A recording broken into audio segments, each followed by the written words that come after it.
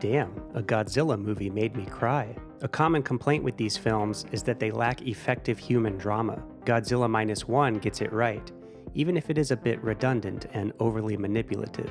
Really, you could say this film is primarily about Koichi, a World War II kamikaze pilot who neglects his duties and spends the runtime battling demons on the road to redemption. It wouldn't be a stretch to look at Godzilla as a manifestation of those demons, though the monster also represents Japan's national grief in the wake of the atomic bomb.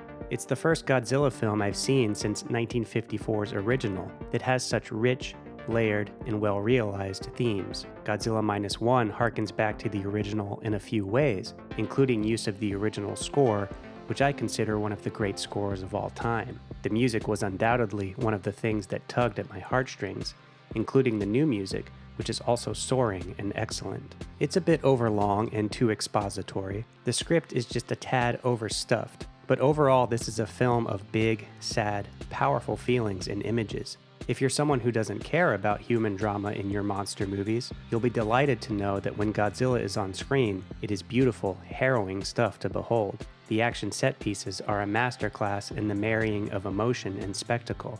A truly haunting, exciting feeling emerges during these scenes. Unlike previous Godzilla films, this one does away with the "we must understand Godzilla as a creature" stuff. Instead, Godzilla is simply a giant, horrific threat. This is wonderfully realized in his design, which feels looming, cold, and brutal.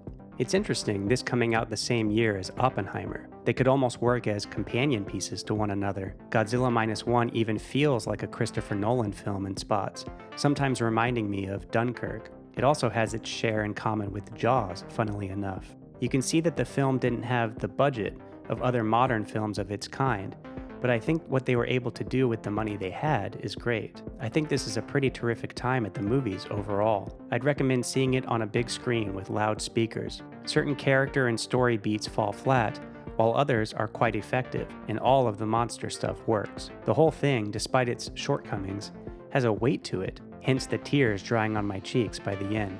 I'm feeling a 3.5 stars out of 5 for it this time, and I recommend checking it out. Thanks for listening.